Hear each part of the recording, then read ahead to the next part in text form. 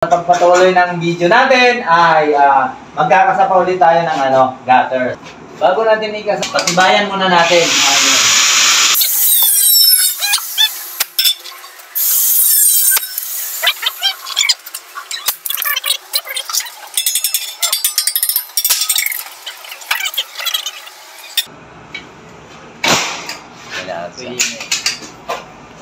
Tibayan.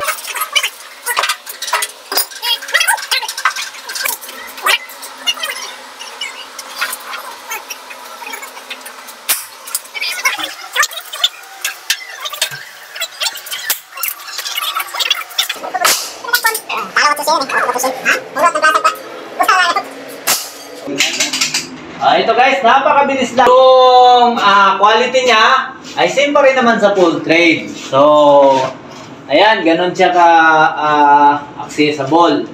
So, pag baril ka lang ng baril, ayan, gagaya niyan. 8 yung pinaka-minimum guys na ilalagay natin para matibay talaga. Ito. Ayan.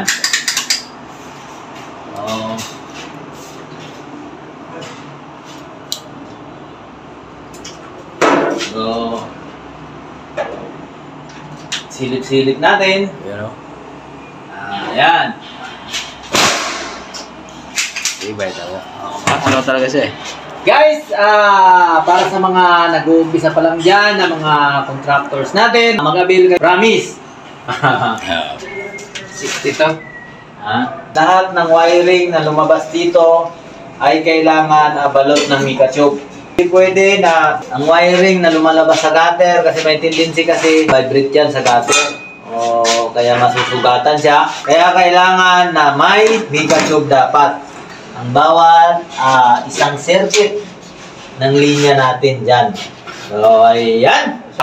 Shoutout tayo dyan kay Madam Rosita Camanong, sa lahat ng Wakwakers Group, sa lahat ng members, at shoutout din sa lahat ng top contributor natin, sila Ma'am Jessa, Ma'am Aiden Me, Ma'am Marieta, Ma'am Mitch, at saka si Ma'am Michelle. Maraming salamat sa panonood at mag-ingat tayo palagi, and to God be the glory alone.